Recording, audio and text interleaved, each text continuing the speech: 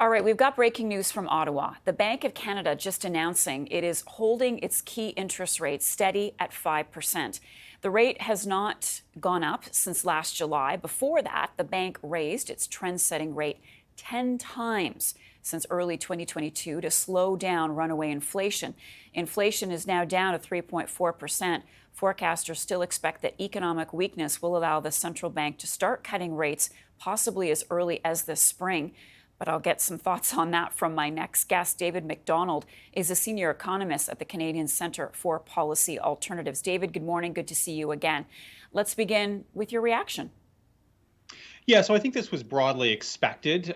We have seen inflation come in at just over 3% for the past couple months. It's very much in line with what the bank predicted in its previous estimate of inflation in its October update. We're now seeing the January update. Very much similar story, similar growth projections for this year, 2024, remaining quite low. They actually revised it down a very small amount in this update compared to the last one.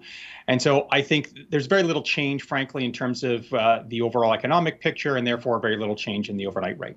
What are you listening for today when Tiff Macklem speaks?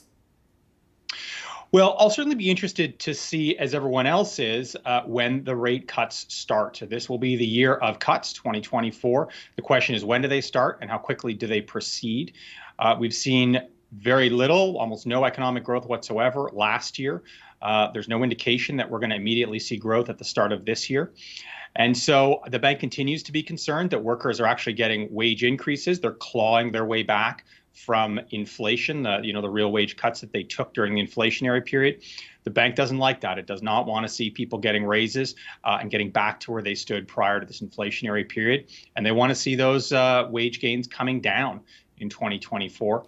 And so that's what I'll be watching for. I think that what we'll need to avoid a recession is relatively soon cuts in interest rates that are relatively large, that remove the burden on renters as well as mortgage holders of those substantial additional costs so they don't hit a recession.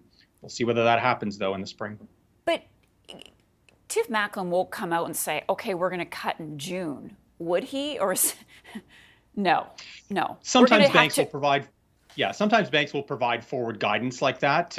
When we're in a crisis, for instance, they'll say, look, we're going to keep rates low. We're going to keep them low for a year. We're committed to that sort of thing. We're not in that type of period.